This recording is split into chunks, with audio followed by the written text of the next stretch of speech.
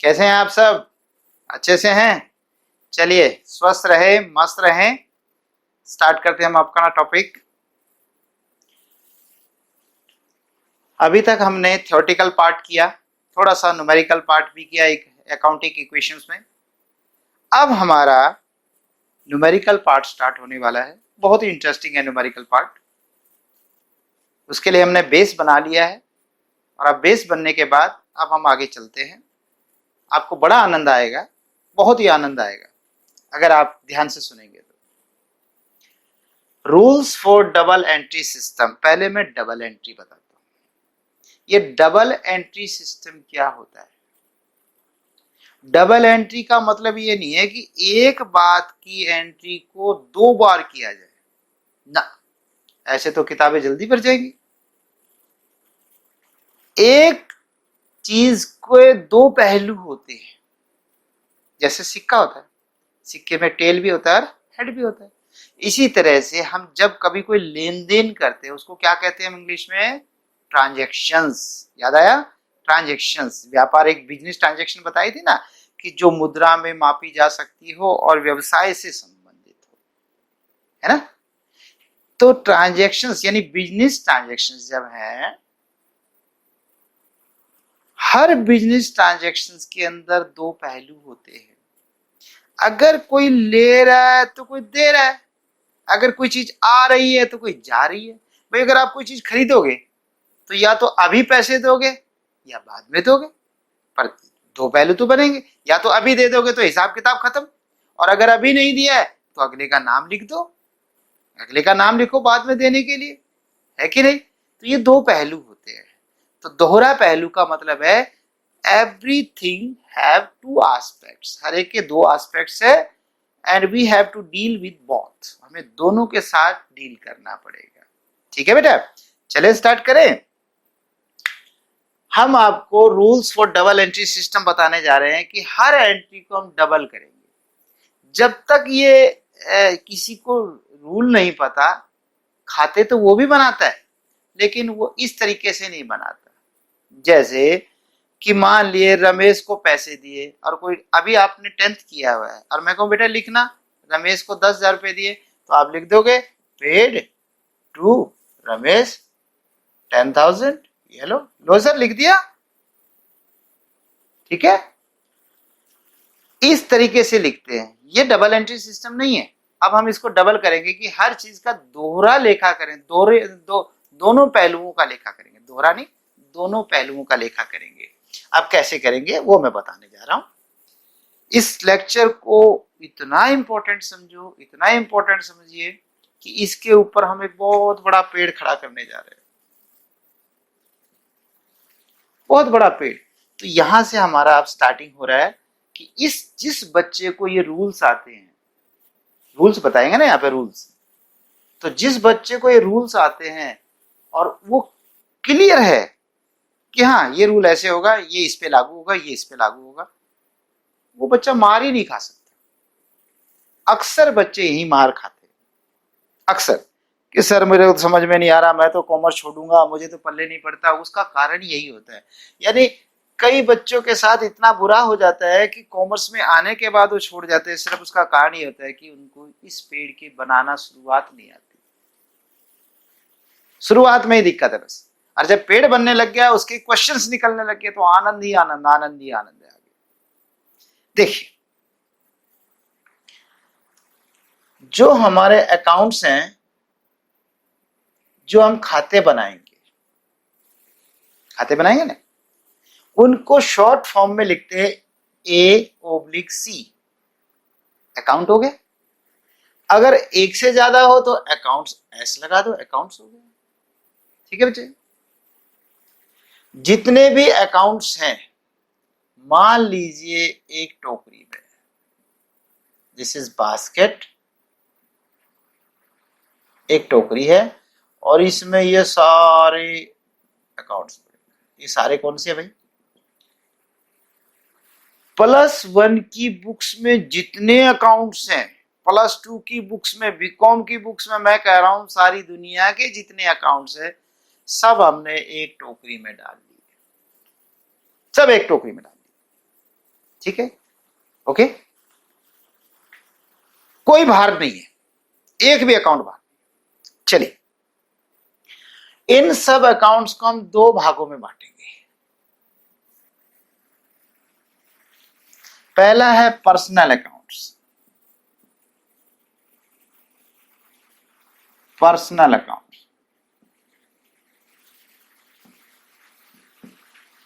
हिंदी में कहेंगे व्यक्तिगत खाते।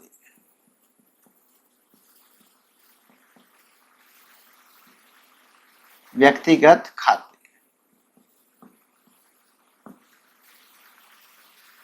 पर्सनल अकाउंट्स, व्यक्तिगत खाते, ठीक है।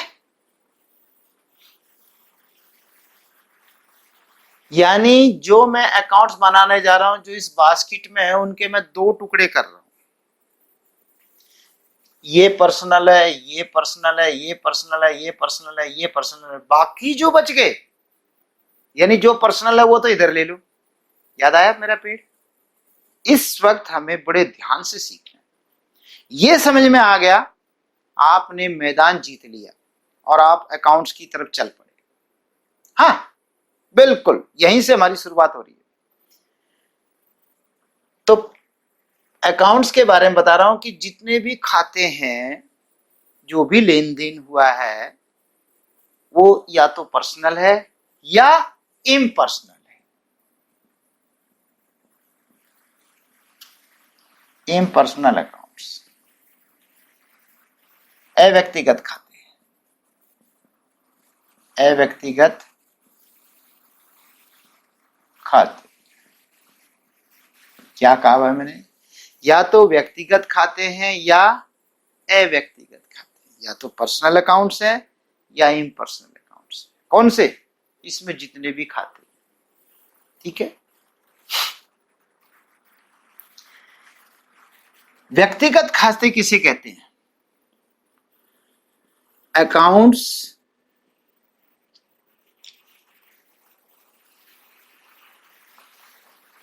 which are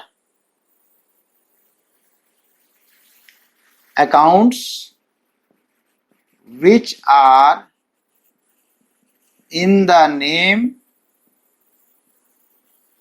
of a person,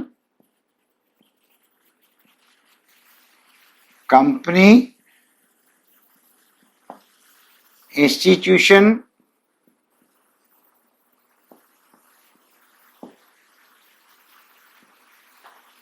etc.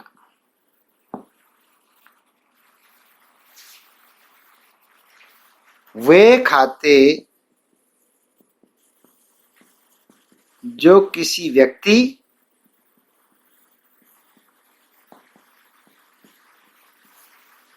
संस्था, व्यक्ति, कंपनी, संस्था आदि के नाम से।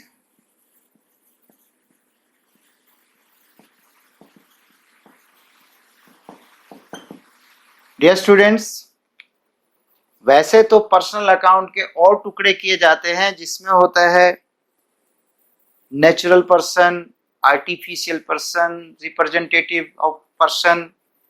तो लेकिन अभी आप +1 में हैं, शुरुआत है, समय बहुत है, अभी तो एंट्री मारो।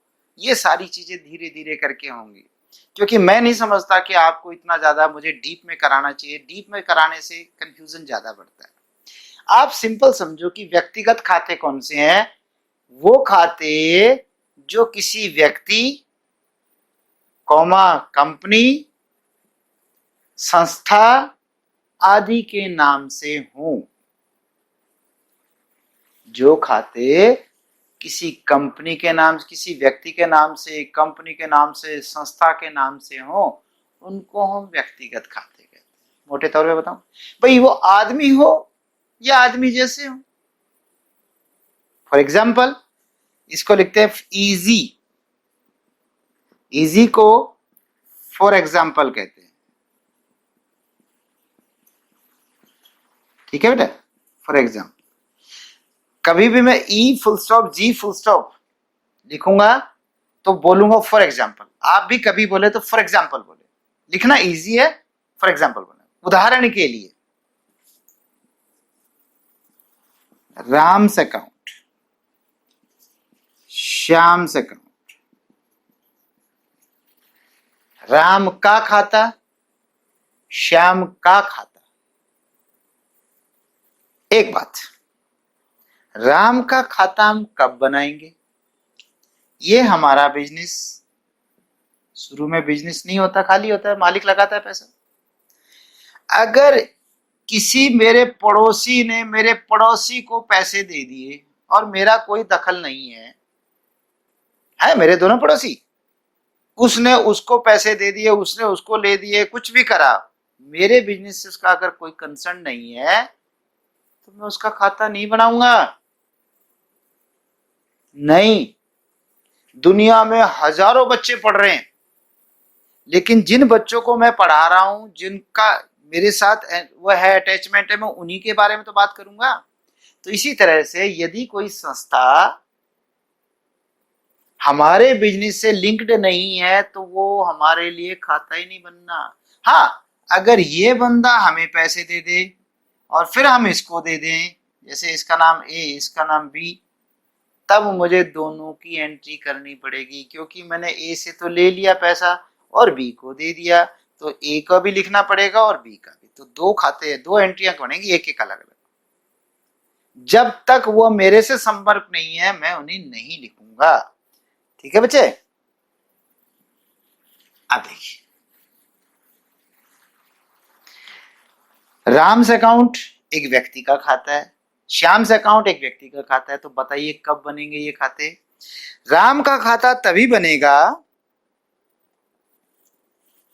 जब हम राम से कुछ लेंगे या कुछ देंगे, या तो पैसे देंगे या पैसे लेंगे, या माल देंगे या माल लेंगे, या काम करवाएंगे उससे तब पैसे देंगे, या हम उसका कोई काम करेंगे तब हम पैसे लेंगे। मतलब राम के साथ हमारा कुछ ना कुछ ट्रांजैक्शन हुआ है। इसी तरह श्याम का खाता भी तभी लिखेंगे। और अगर राम के साथ कुछ नहीं हुआ तो नहीं लिखना। कहीं आपको यार खाली बैठा हूं लिख देना राम को। और ये भी याद है, एक बार ट्रांजैक्शन हुई तो दो बार थोड़ा लिखोगे कि खाली बैठे एक बार और लिख देते हैं ना भाई, गलत हो जाएंगे खाते। तो Ram's account personal account, Shyam's account personal account. इसी में आप कैपिटल अकाउंट लिख सकते हैं। पूंजी खाता, पूंजी बताया था, मालिक द्वारा व्यवसाय में लगाया गया धन। मालिक द्वारा व्यवसाय में लगाया गया धन, में रुपए नहीं कह रहा, रुपए भी और रुपए जैसी कोई चीज अगर मालिक लगाता तो उसको कहते हैं कैपिटल। ये भी पर्सनल है। उसके बाद है drawings account. Drawings account, drawing को हिंदी में क्या कहते हैं? आहरण, आहरण खाता। और ये ऊपर वाला क्या था? पूंजी खाता, पूंजी खाता। ठीक है जी। आहरण क्या होता है? जब मालिक बिजनेस के अंदर पैसे लगाता है तो क्या कहलाता है वो? Capital account. और जब मालिक को घर में पैसे की जरूरत पड़ जाती है और बिजनेस से ले जाता है, क्या कहते हैं? ड्राइंग्स। सिर्फ पैसा ले जाना ही ड्राइंग नहीं है।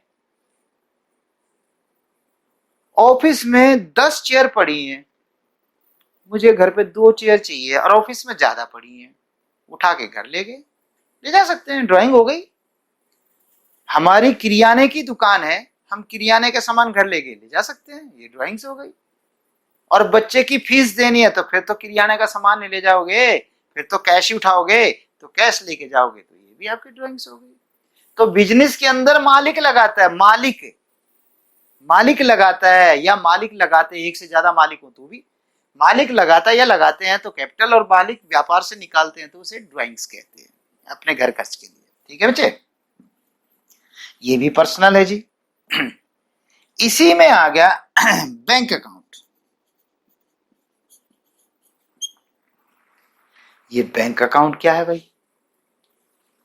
बैंक को हम पर्सनल अकाउंट कहते हैं क्योंकि ये बैंक जो है आर्टिफिशियल पर्सन है, कृत्रिम है। मतलब एक तो हमारे जैसा नेचुरल पर्सन है जिसको भूख भी लगती है, थकावट भी होती है, नींद भी आती है ना, और हमें तो टेंशन भी होती है। लेकिन इसी तरह कुछ संस्थाएं हैं, जैसे कोई भी संस्था लगाओ, कोई कंपनी, जैसे जिंदल इंडस्ट्रीज कह लीजिए, रिलायंस इंडस्ट्रीज कह लीजिए, है ना, इस तरह से कोई भी कंपनीज है, तो वो सारी जो कंपनीज हैं वो एक व्यक्ति है, लेकिन हमारे जैसे नेचुरल नहीं है, आर्टिफिशियल है। कानून ने उनको जन्म दिया है कि ये भी एक व्यक्ति की तरह है। तो व्यक्ति की तरह है तो क्या करते हैं, वो हमारी तरह सोते नहीं है, थकावट नहीं मानते, तो फिर क्या करते हैं, हाँ, जैसे हम एक प्लॉट खरीदते हैं ऐसे ही ये कंपनियां प्लॉट खरीद सकती हैं। जैसे मैं किसी पे मुकदमा ठोक सकता हूं, ये भी ठोक सकती हैं, और जैसे कोई मुझ पर मुकदमा ठोक सकता है, इन कंपनियों पर भी ठोका जा सकता है। इसीलिए तो ये कानून की नजर में व्यक्ति हैं, तो व्यक्तियों की तरह है, तो बैंक भी एक व्यक्ति की तरह है, ठीक है, आर्टिफिशियल है। तो बैंक क्यों लिखेंगे, अब बैंक तो यहाँ पे कई प्रकार के कई बैंक है, पंजाब नेशनल बैंक है, स्टेट बैंक ऑफ इंडिया है, सिंडिकेट बैंक है, सेंट्रल बैंक ऑफ इंडिया, ऐसे बहुत सारे बैंक है। तो मैं सबके नाम थोड़ा लिखूंगा, जिस बैंक में मैं डील करूंगा, जिस बैंक के साथ मैं लेन देन करूंगा, उस बैंक की बात कर रहा हूं। जिस बैंक में मैं पैसे जमा कराऊंगा उसकी बात कर रहा हूं, ऐसे सब बैंकों को थोड़ा लिखूंगा, ठीक है। तो बैंक का मतलब है जिस बैंक के साथ हम डील करते हैं। क्या एक से ज्यादा के साथ भी कर सकते हैं, बिल्कुल, 36 बैंकों के साथ करो, आप जितने बैंक करना चाहो करो। तो ये आपके ये आ गया। अभी किसी कंपनी का नाम बताया मैंने, जैसे जी मैं रिलायंस इंडस्ट्रीज कह दूं, रिलायंस इंडस्ट्रीज, रिलायंस इंडस्ट्रीज दिख गया बेटे, रिलायंस इंडस्ट्रीज। अगर नहीं दिखाई दे रहा तो भी कोई बात नहीं, चल जाएगा, ये कंपनी का नाम है। संस्था मान लीजिए एक स्कूल है, गवर्नमेंट सीनियर सेकेंडरी स्कूल, और 7 रोड खुर्द, ये लीजिए हिस्सा, एक स्कूल का नाम, गवर्नमेंट सीनियर सेकेंडरी स्कूल खादर। ये कब बनेगा भाई, बेटे बेटे नहीं, जब हम इस स्कूल के साथ कुछ लेन देन करेंगे, जो हमारा बिजनेस है, वो बिजनेस बाय द वे इस स्कूल को कोई फर्नीचर बेचता हो, कोई बोर्ड बेचता हो, कोई सामान बेचता हो, या इनसे कुछ लेता हो, बेचना बेचना नहीं है, जब इनके साथ कोई लेन देन करेगा तब ये खाता बनेगा। ये भी एक इसी तरह से माना जाएगा, क्योंकि नाम है किसी का, एक स्कूल का नाम है, एक संस्था का नाम है, किसी फर्म का नाम हो सकता है। तो इस तरीके से बेटे हम इनको पर्सनल अकाउंट कहते हैं। क्लियर हुआ बच्चे, मैं बड़े स्लो पढ़ा रहा हूं, लेकिन क्योंकि ये पेड़ बनाना है तो पेड़ तो एकदम नहीं बनता भाई। अगर इतना ही जल्दी बनता तो फिर इतने दिन भी हमने लेक्चर क्यों दिए थे, फटाफट खींच देते। तो समझ में आया, पर्सनल अकाउंट कौन से होते हैं, व्यक्तिगत खाते कौन से होते हैं, ऐसे खाते जो किसी व्यक्ति, किसी संस्था, किसी कंपनी आदि के नाम से हो, इनके नाम से उनको हम पर्सनल अकाउंट्स कहते हैं। ठीक है, याद रहेगा। मैंने इसमें ये पर्सनल छांट लिया, ये पर्सनल छांट लिया, ये छांट लिया, ये छांट लिया, ये छांट लिया, ये छांट लिया, तो बाकी कौन से बच गए, इम्पर्सनल, इम्पर्सनल, इम्पर्सनल, इम्पर्सनल, बाकी इम्पर्सनलिटी बचेंगे। भाई एक ढेर है, इस ढेर में गोल्ड है, सिल्वर है और आयरन है, ठीक है। अब अगर देखिए सिल्वर का कलर व्हाइट, आयरन का कलर व्हाइट, ये दोनों तो व्हाइट कलर के हैं, है ना, और ये आपका येलो कलर का है। सोना तो येलो कलर में ही होता है ना। आपने येलो कलर निकाल लिया तो क्या बच गया, फिर ये सिल्वर कलर, व्हाइट कलर बच गया, जिसको सिल्वर कलर कह देते हैं, व्हाइट कलर कह देते हैं। ज्यादा इस पे चर्चा नहीं करेंगे, सिल्वर और व्हाइट कहेंगे कि जी फर्क क्या आ गया। मोटी बात, दोनों चमकीले सफेद से हो गए, वो पीला रंग है, पीले रंग से अलग सफेद।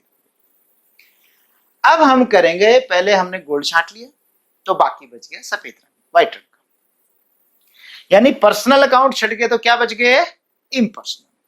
अब इम्पर्सनल के भी आगे 2 हिस्से हो जाते हैं बेटे, इम्पर्सनल के भी दो हिस्से होंगे, एक होगा रियल अकाउंट्स, वास्तविक खाते,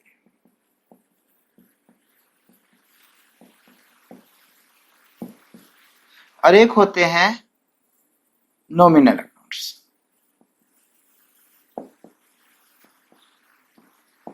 नाम मात्र खाते,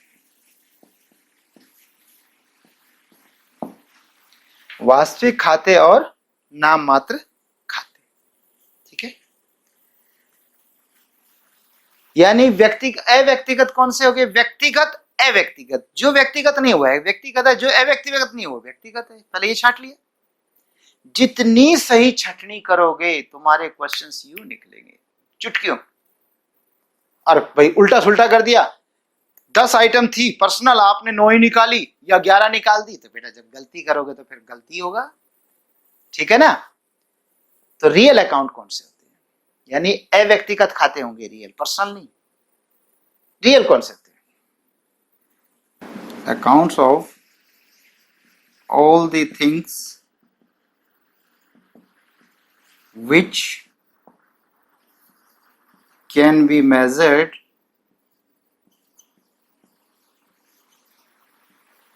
in terms of money,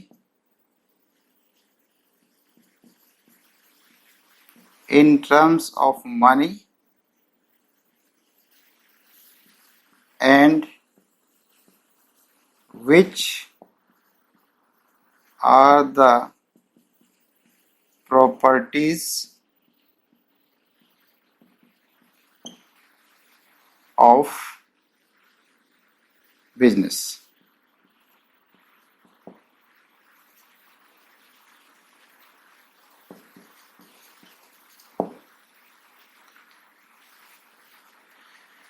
देखिए,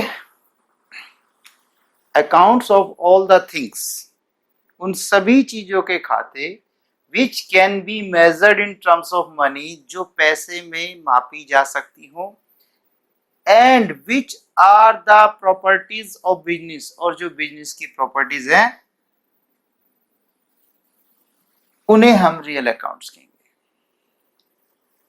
वो real account are termed as real accounts, उनको हम रियल अकाउंट्स कहेंगे। इसी को किसी और ने भी कहा है,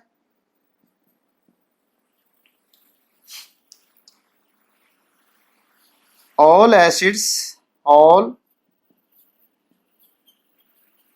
tangible and intangible assets relate to business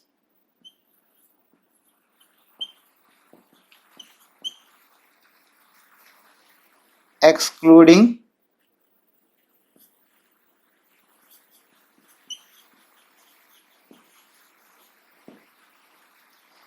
debtors,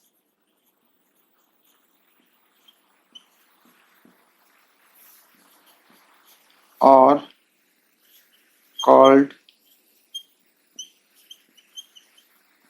real accounts।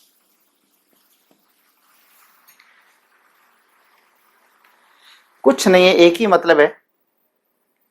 Accounts of all the things, उन सभी चीजों के खाते जिनको हम पैसे में माप सकते हैं। और साथ में कहा गया है कि जो संस्था की प्रॉपर्टी होना चाहिए, प्रॉपर्टी, ये प्रॉपर्टी बहुत जरूरी है सोचने का। आपने बिजनेस स्टार्ट किया, पैसा कम था, आपने शुरू में एक बिल्डिंग किराए पे ले ली, तो बिल्डिंग को पैसे में माप सकते हैं कि नहीं? बिल्कुल। कौन सी बिल्डिंग को नाप सकते हैं? जो मेरी अपनी है या जो किसी किराए की है? सबको नाप सकते हैं किराए में, उसको पैसे में तो मापना है, माप सकते हैं। लेकिन which are properties of business, जो बिजनेस की प्रॉपर्टी भी है, यानी प्रॉपर्टी माने जिस वस्तु को, जिस चीज को व्यापार अपनी प्रॉपर्टी मानकर उसे वो खरीद सकता है, बेच सकता है, रख सकता है, वो प्रॉपर्टी है। यहां पर किराए की बिल्डिंग और अपनी बिल्डिंग में फर्क आ गया। किराए की बिल्डिंग को यूज कर सकते हो पर बेच भी सकते हो क्या? अरे बाबा, दूसरे की बिल्डिंग कैसे बेच देंगे? लेकिन यहां पर बिजनेस की जो प्रॉपर्टी है वो तो बेची जा सकती है। हाँ, तो ये चीजें ध्यान रखनी है कि जो बिजनेस की हैं, जिनको पैसे में माप सकते हैं, और जो व्यवसाय की प्रॉपर्टी। दूसरी तरफ कह रहा all things and all tangible and intangible assets. ये टेंजिबल एंड टेंजिबल, टेंजिबल मूर्त होता है बेटे, मूर्त, और इनटेंजिबल अमूर्त। जिसकी शकल होती है, जिसको देख सकते हैं, वो मूर्त है। जो नहीं दिखाई देता अमूर्त है। जैसे हम भगवान के बारे में बात करें, परमात्मा के बारे में करें, ठीक है, हिंदू धर्म में हमने रूप बनाए हैं, लेकिन कई बार कहा जाता है कि भगवान तो अदृश्य है, अमूर्त है, उसकी शकल थोड़ा है। तो इसी तरह से कुछ ऐसी संपत्तियां भी है जो दिखाई नहीं देती। अभी आपको एक गुडविल बताता हूँ, हालांकि गुडविल अभी समझने की आवश्यकता नहीं है। गुडविल एक संस्था की रेपुटेशन होती है। किसी संस्था में क्यों लोग जाना चाहते हैं, किसी पर्टिकुलर टीचर से क्यों बच्चे पढ़ना चाहते हैं, किसी पर्टिकुलर कंपनी का ही नमक क्यों खाना चाहते हैं, ये सब उसकी गुडविल है।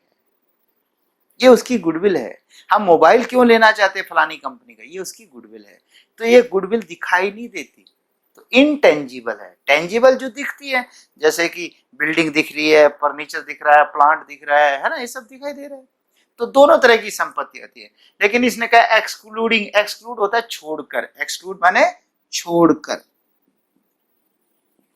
छोड़कर, छोड़कर मतलब इसको हटा दीजिए, डेटर्स को। क्योंकि डेटर जो होते हैं ये हैं वो, जब राम से मैं माल खरीदूंगा तो राम मेरा क्रेडिटर बनेगा, जब मैं राम को बेचूंगा तो राम मेरा डेटर बनेगा। तो यदि मैंने राम को राम से पैसे लेने हैं तो ये इसमें शामिल नहीं होता। नहीं समझ में आया? चल और तरीके से समझते, कोशिश करते। जो भी देखिए, पर्सनल तो छोड़ दीजिए, पर्सनल तो क्लियर हो गया भाई, जो भी किसी का नाम है वो इधर नहीं आएगा। अब देखिए, जब राम है तो राम इधर नहीं आएगा ना, इधर आएगा। तो राम ही से डेटर बनता है, राम ही से क्रेडिटर बनता है। तो वो लिस्ट का नाम होता है डेटर्स। तो बेटे यहां पर क्या है, जो संपत्तियां हैं जिनको आप देख सकते हो, जिनको प्राय छू सकते हैं, मैंने प्राय शब्द बोला, प्राय मतलब ज्यादातर, ज्यादा ऐसी चीजों को, और जो संस्था का जिन पे स्वामित्व होता है, प्रॉपर्टी जो संस्था की है, उनको हम संपत्ति कहते हैं। अब इसमें मैं इसको मिटा के और इसको करने की कोशिश करता हूं, क्योंकि जगह कम है, तो यहीं पर मैं करूंगा इनको, ठीक है। देखिए, इसमें हम एग्जाम्पल लेते हैं। For example,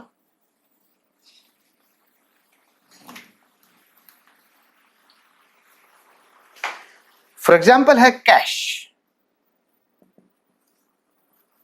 cash, cash account. Cash account क्या है?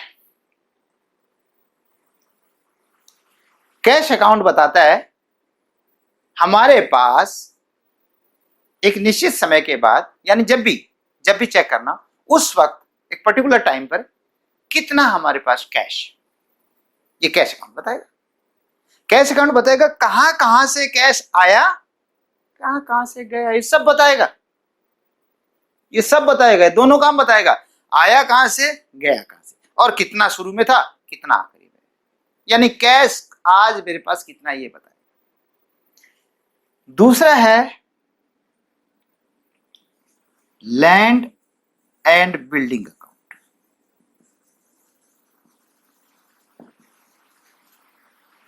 लैंड एंड बिल्डिंग अकाउंट, दो खाते हैं, एक लैंड जमीन, एक बिल्डिंग, उस पे जो मकान बना। लेकिन शर्त यही है, ये हमारी किराए की नहीं होनी चाहिए। अगर किराए की तो फिर हमारी नहीं है भाई, फिर क्योंकि हम उसके स्वामी नहीं है। अगर हम स्वामी है तब हमारी लैंड एंड बिल्डिंग मानी जाएगी। तो लैंड एंड बिल्डिंग, ठीक है। लैंड एंड बिल्डिंग कैश में क्या फर्क है? पहले लैंड एंड बिल्डिंग क्या बताएगी, हमारे पास आज इतने की जमीन है, इतने की बिल्डिंग है। आप कंपनियों को जानते होंगे, कंपनी, बड़ी बड़ी कंपनी, पता नहीं कितने कितने तो क्वार्टर्स बना के रखती है कर्मचारियों को। तो कितने क्वार्टर्स, ही बिल्डिंग ही तो है, और फिर बड़ी बड़ी बिल्डिंगें भी होती हैं उनकी। तो वो सब लैंड एंड बिल्डिंग में आएगा। कैश और लैंड एंड बिल्डिंग में क्या फर्क है? कैश इतना सा भी फर्क नहीं होता। अगर मैं कह रहा हूं कि मेरे पास कैश आज 9,972 रुपये 50 पैसे होने चाहिए, अगर मेरे खाते बोलते हैं कि आपके पास 9,972 रुपये 50 पैसे होने चाहिए, तो इतना ही हमारी तिजोरी में कैश होना चाहिए। और नहीं हुआ तो दोनों में से एक जगह गड़बड़ है। मैं ये नहीं कह रहा सिर्फ तिजोरी में गड़बड़ है, यहाँ भी गड़बड़ हो सकती है, वहां भी गड़बड़ हो सकती है। कई बार ऐसा होता है तिजोरी में तो ठीक रख रहे हैं, यहाँ हम किसी को पेमेंट कर दे और भूल गए लिखना, तो तिजोरी में तो पैसे कम हो जाएंगे, इसमें तो कम नहीं हुए। इसी तरह किसी ने पैसे दे दिए, हमने किताब में लिखना छूट भूल गए, हमने कहा यार बाद में लिख लेंगे, थोड़ी देर में बुक उधर पड़ी है लिख लूंगा थोड़ी देर में, तिजोरी में रख दिए, होगी गड़बड़। और कई बार सच भी है, किसी कर्मचारी ने चुरा लिए, कहीं गलत खर्च हो गए, और हमारे यहाँ पे तो हिसाब ठीक है, चोरी हो गए तो वो भी पता चल जाएगा। मतलब मोटी सी ये है कि कैश अकाउंट जो कागजों में बनाया जाएगा, किताब में बनाया जाएगा, बुक्स में बनाया जाएगा, और तिजोरी में रखा जाएगा, दोनों बिल्कुल सेम होने चाहिए। अगर गड़बड़ है तो ढूंढो कहाँ गड़बड़ है, इधर है या उधर है। ठीक है बच्चे। लैंड एंड बिल्डिंग भी ऐसा ही है, पर बिल्कुल इतना एक्यूरेट नहीं है जितना एक्यूरेट ये है। भाई बिल्डिंग का जब आप अनुमान लगाते, बेच तो रहे नहीं हो, तो आप कहते हैं हमारी बिल्डिंग कितने की, किसी ने कहा जी आपकी बिल्डिंग है 5 करोड़ रुपए की। ओके, हो सकता है 5.25 करोड़ की भी हो सकता है 4.25 करोड़ की हो, इसमें फर्क आ जाता है थोड़ा बहुत। फिर भी यूं नहीं है कि निरा निरी बिल्कुल गलत है, यूं समझ लीजिए कि लगभग 80 से 90% तक तो सही होता है। थोड़ा बहुत तो खैर रेट लगाने का ही फर्क आ जाता है, पर कैश में फर्क नहीं आता है, पर दोनों को रियल कहा जाता है। ये हमें ये बताएगा, लैंड एंड बिल्डिंग बताएगी हमारे पास लैंड एंड बिल्डिंग कितने की है, कैश बताएगा हमारे पास कैश कितने का है। फर्नीचर अकाउंट बताओ क्या बताएगा आपको, फर्नीचर अकाउंट बताएगा आपके पास कितने का फर्नीचर पड़ा है। इसी तरह प्लांट एंड मशीनरी अकाउंट है, प्लांट एंड मशीनरी अकाउंट। बार बार जब भी मुझे याद आता रहेगा मैं आपको याद दिलाता रहूंगा, दौड़ना नहीं छोड़ना नहीं, दौड़ना नहीं छोड़ना नहीं। कारण क्या है, क्योंकि मैंने प्लांट एंड मशीनरी इससे पहले के लेक्चरों में एक्सप्लेन की थी कि एक टेलर की दुकान है और उसके पास बहुत सारी मशीनें हैं। याद आ रहा होगा अगर जिन्होंने पीछे का लेक्चर देखा होगा, सिलाई की मशीन है, कढ़ाई की मशीन है, कज करने की मशीन है, उन सारों को मिला के प्लांट बोलते हैं, एक पीस को मशीन बोलते हैं। अब बार बार समझाने में तो टाइम लगेगा, इसीलिए दौड़ना नहीं छोड़ना नहीं। तो प्लांट एंड मशीनरी है, ये प्लांट एंड मशीनरी क्या बताएगी हमारे पास कितना प्लांट है कितनी मशीनरी है। ठीक है बेटा, इस तरीके से हमारे ये खाते रियल अकाउंट्स होते हैं। यस बेटा। इसी में एक गुडविल अकाउंट होता है, गुडविल अकाउंट, जिसको कहते हैं ख्याति खाता।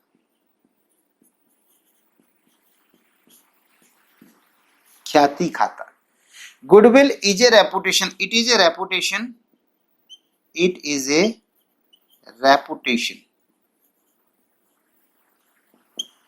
Of A business.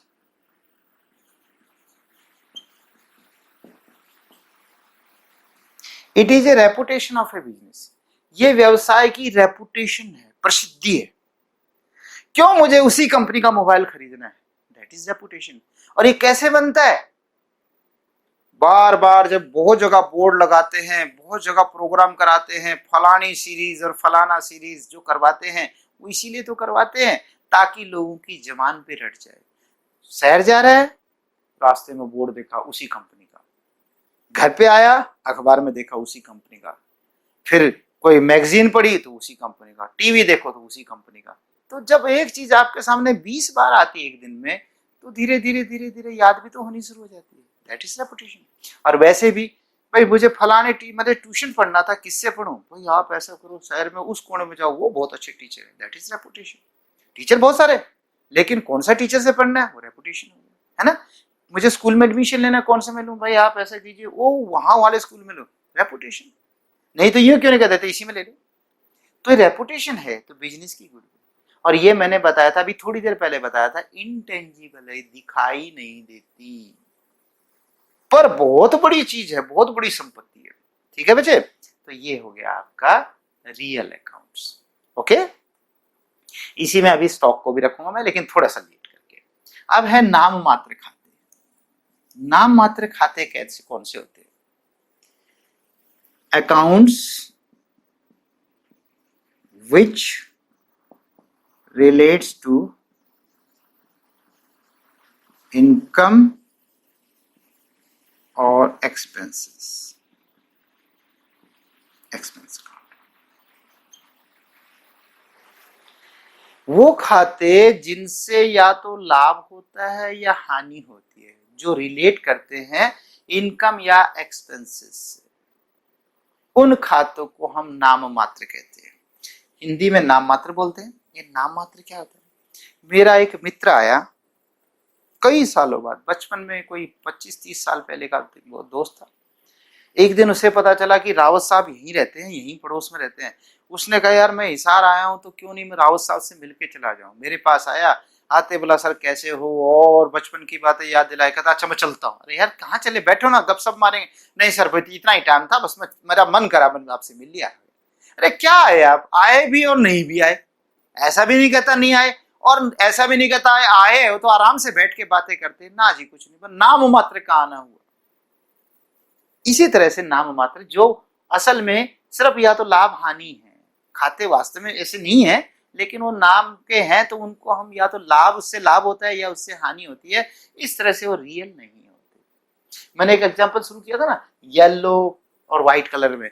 अब देखिए पहले हमने येलो छांटने के बाद अब हम छांट रहे हैं दो व्हाइट में से सिल्वर छांट लो, तो ये सिल्वर हो गया, और जब सिल्वर छांट लिया तो अपने आप ही आयरन बच गया। ऐसे करके कहा कि सारे खातों में से पहले पर्सनल छांट लो, फिर इम्पर्सनल बच गए, इम्पर्सनल में से रियल छांट लो, रियल छांट ले तो नॉमिनल बच गए। अगर आपने ये छटनी सही कर दी तो आपकी मुट्ठी में है टॉपिक। वो कहते हैं ना धीरू भाई अंबानी ने क्या कहा, कर लो दुनिया मुट्ठी में, या मैं कह रहा हूं कर लो अकाउंट्स को मुट्ठी में। बस इन रूल्स को याद करना है, घोट दो इन रूल्स को, अच्छे से याद कर लीजिए बस। तो नॉमिनल अकाउंट्स में फॉर एग्जांपल कौन से होंगे, जैसे कि आपका होता है ट्रेडिंग अकाउंट और दूसरा होता है प्रॉफिट एंड लॉस अकाउंट। ये दोनों अकाउंट काफी दिनों के बाद हम चर्चा करेंगे इसके बारे में। ट्रेडिंग और प्रॉफिट एंड लॉस अकाउंट ये दोनों लाभ हानि से संबंधित है, लेकिन फिलहाल कुछ समझाने की जरूरत नहीं है, बस इतना याद रख लो trading account, profit and loss. जब हम फाइनल अकाउंट्स करेंगे फिर वहां पर चर्चा करेंगे इसकी, ठीक है बच्चे। और देखिए जैसे वेजेस अकाउंट, मजदूरी खाता, वेजेस मतलब मजदूरी, मजदूरी मजदूरी आप जानते हैं ना, मैंने बताया था कि एक ऑफिस होता है एक फैक्ट्री होती है। ऑफिस तो देखे होंगे क्या साफ सुथरे से होते हैं, एसी लगा होता है, कोई भी बाहर से आता है तो उसको बिल्कुल साफ सुथरा दिखता है। लेकिन भाई देखिए मुझे विजिट करना है फैक्ट्री में, तो फैक्ट्री जहां पे प्रोडक्शन होता है वहां पे तो ग्रीस भी लगा होगा, धुएं से काला भी होगा, नीचे भी गंद होगा, पानी बिखरा होगा, है ना, यानी वो साफ सुथरा रह ही नहीं सकता। तो वहां पर जो काम करते हैं, यानी जहां पे काम प्रोडक्शन होता है, उत्पादन होता है, वहां जिनका जो काम करते हैं उनको देते हैं मजदूरी, ठीक है। और इसी के साथ एक बताया था मैंने सैलरी, फिर इसके साथ एक इकट्ठे समझाऊंगा, सैलरी अकाउंट, वेतन।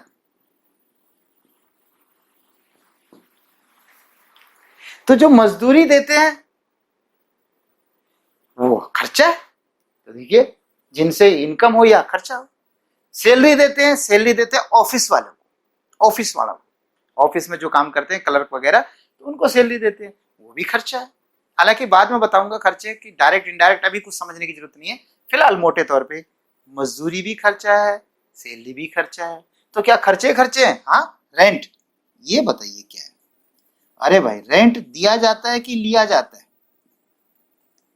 बताओ बताओ बताओ, रेंट देते हैं कि लेते हैं? क्या कह रहे हो, लेते हैं, ठीक कह रहे। तो आप क्या कह रहे, देते हैं, आप भी ठीक कह रहे, दोनों बात।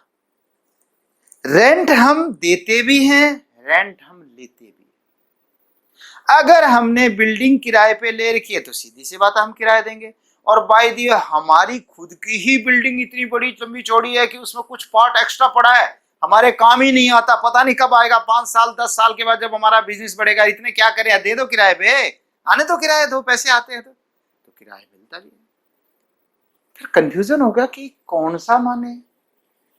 अच्छा ये बताओ, ज्यादातर व्यापारी या लोग किराया देते होंगे या लेते होंगे? एक सर्वे करते हैं मार्केट का। ये मार्केट है, ये बीच की सड़क है और इधर दुकानें हैं, ठीक है बेटे। मार्केट के बीच में देखे होंगे अपने, किसी गली मोहल्ले में जो भी मार्केट होती है वहां पे कितने चांस हैं कि ज्यादातर लोग किराए पे दे रहे होंगे, या कितने चांस है कि ज्यादातर ने किराए पे ली होंगी? ऐसी संभावना मुझे लगता है ज्यादा है। एक ही आदमी का प्लॉट हो, उसकी 1 नंबर 2 नंबर 3 नंबर 4 दुकानें हो, और उसने 4 में से एक तो खुद रख ली और बाकी रेंट पे चढ़ा दी, ऑन रेंट, बाकी ऑन रेंट चढ़ा। ऐसा संभव है? हाँ बिल्कुल है। और कुछ ऐसे जो सिर्फ अपनी दुकान रखे बैठे, ठीक है। तो मेरा मतलब यह है कि ज्यादातर लोग किराया देते हैं, बहुत कम लोग किराया लेते हैं। तो क्लियर हुआ कि यदि क्वेश्चन में कुछ नहीं कहा किराया लिया कि किराया दिया, तो ज्यादातर चांस है किराया दिया गया होगा। एक आदमी ने तो लिया है और 3 आदमी ने किराया दिया है, ऐसे ही होता है। तो रेंट दिया जाता है, ठीक है बेटे। आगे चलें बेटे। अब है, इसी में मैं डिस्काउंट अकाउंट कह देता हूं। डिस्काउंट, अब डिस्काउंट क्या होता है? कटौती, छूट। डिस्काउंट मिलता भी है, डिस्काउंट दिया भी जाता है। देखा ही होगा आपने कि कई बार कोई चीज सस्ती दे देते हो, डिस्काउंट हो जाता है।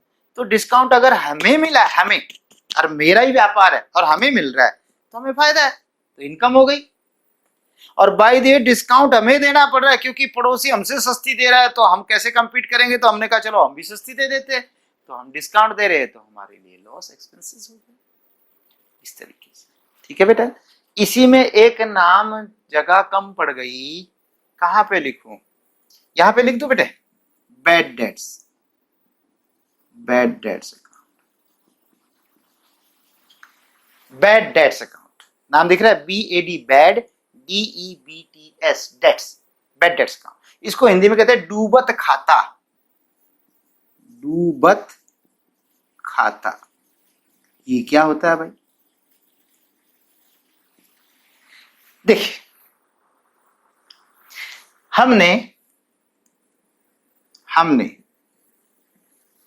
ए को बेचा, बी को बेचा, सी को बेचा, डी को बेचा और ई को बेचा। हमने सबको माल बेचा उधार, ठीक है। क्यों बेचा उधार? क्योंकि इनके पास पैसे नहीं थे, और बिजनेस में तो करना पड़ता उधार भी।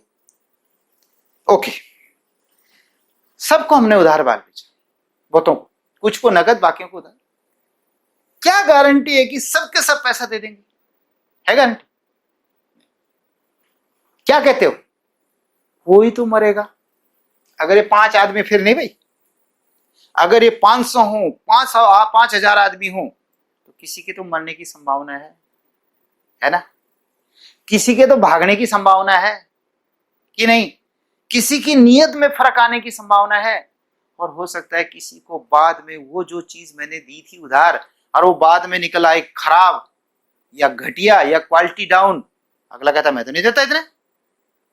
तो क्या कहते हो, अगर मैं ऐसे करके 500 आदमी मान लूं और इनसे मुझे 5 लाख रुपए लेने हैं, मतलब किसी से 2,000 है, किसी से 1,000 है, किसी से कुछ है, किसी से 500, ऐसे करके कुल मिला के 5 लाख लेने हैं, आप क्या कहते हो, पूरा पैसा आ जाएगा? नहीं आएगा ना? नहीं आएगा ना? अच्छा, ये मेरा एक साल है,